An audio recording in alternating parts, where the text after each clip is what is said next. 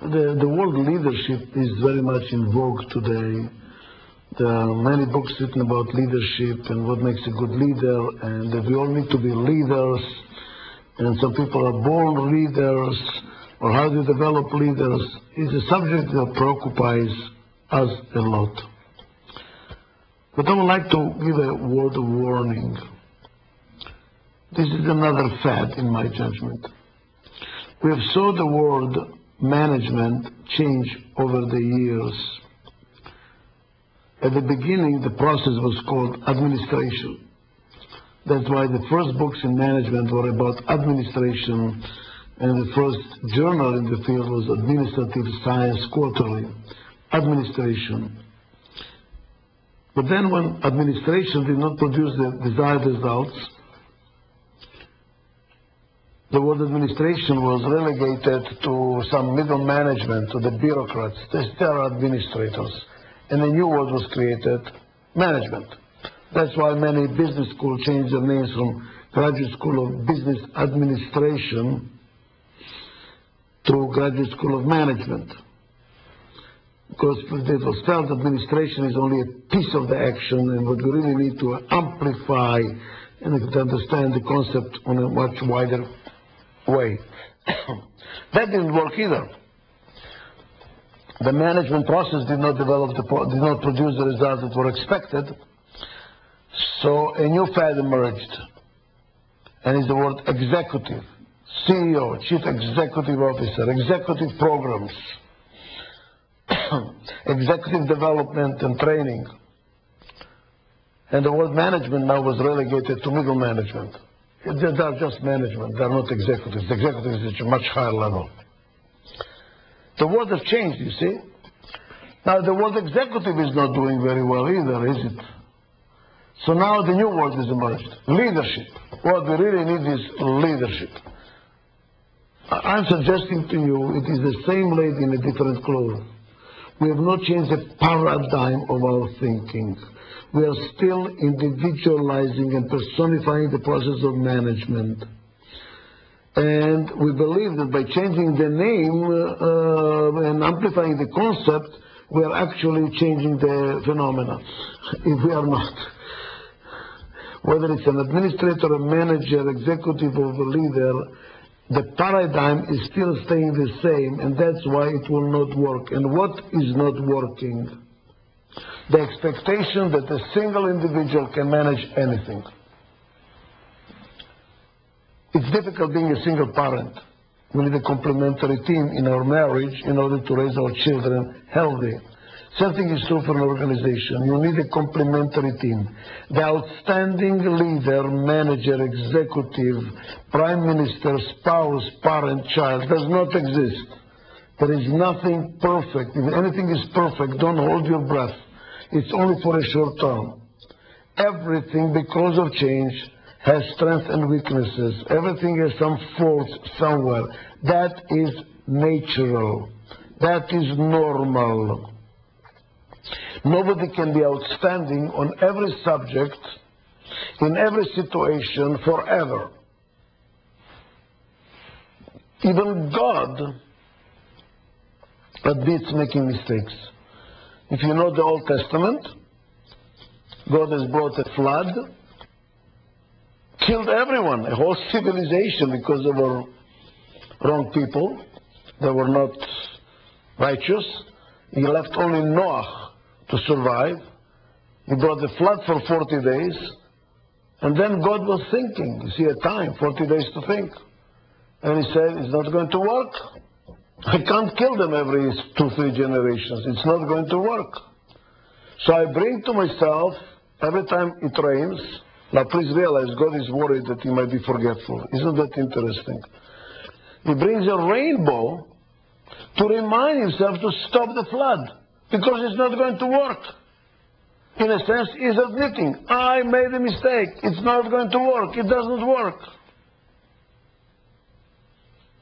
So who is this righteous person that is always right, that is impeccable, never makes a mistake? That's too much to expect, is it? Every human being has their strengths and their weaknesses. But the managerial job, the job of leading an organization, the job of making an organization to be effective and efficient in short and long run, to be healthy, is far too complicated for any single individual to do. So what do we need? We need a complementary team. I already said it in another segment. Look at whom did you marry? You married a complementary team. You fell in love with your own weaknesses that come as a strength in the other person. But that means what? That we are different. We think differently. And some segments in this program tell you how those differences work and what to do about it. But the essence is we need each other, but we don't like it. Why? Because we are different. We think differently. We have different needs, different expectations, different styles of making decisions. And that creates a lot of conflict. So now what do we do? What is a leader?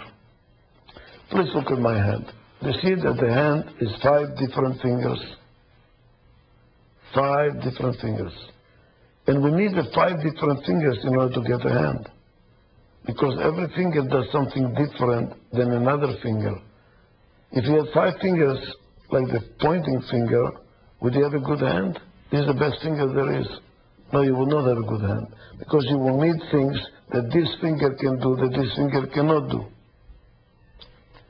Now, in another segment, I also told you that in the Middle East, when the 5 fingers are together, that's called a khamsa, that's a blessing.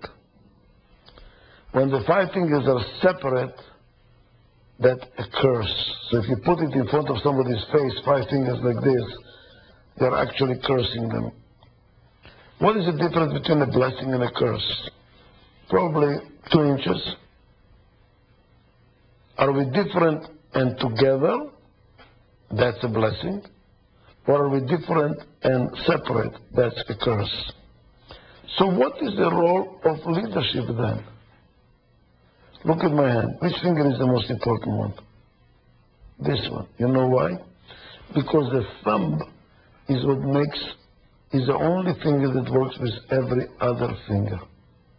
If you don't have a thumb, you don't have a hand. As a matter of fact, if you lost your thumb by some accident, a surgeon will have to break your healthy finger to make it perform like a thumb so that you can have a hand. You know what the leadership is? Here is the title of my future book, or a chapter in my present book. Being a leader is being a thumb. Make us work together. Make our differences work as a hand. Please, so many people think that leadership is this finger. Do this, pointing, telling people what to do. That's also leadership, no question about it. But it's only appropriate for a startup, by the way, or under tremendous time pressure or very risky situations. Somebody has to say, stop talking, time is too expensive, the cost of time is higher than the value of what we are getting out of it. Do something. Let's be approximately right rather than precisely wrong. That's okay. That's a leadership. But for a prime organization that is not under some crisis, normal situation, this is leadership. To get the different people to work together, to cross-pollinate, to enrich each other with their different points of view. It's like a group of people that are blind describing an elephant. Each one of them sees a piece or feels a piece. By communicating, they can see the total picture. And that's what we need in management. None of us is outstanding. None of us can do everything.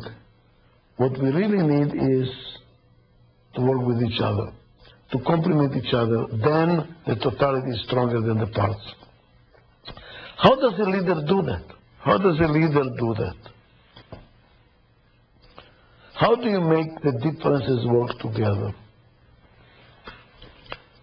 What I found out is what makes a difference between constructive and destructive conflict. Why some conflicts end up in a I can't stand you anymore syndrome. I can't work with you. It's very destructive. It robs us of energy. We cannot handle it anymore. And why, in another situation, a conflict is really growthful. You feel invigorated, energized, you learn something, you're appreciative of the difference. You appreciate what you learn. There is even a Zen expression that says, if all people think alike, none of them is thinking too hard. When you walk into a meeting and everybody says, I agree, I agree, I agree.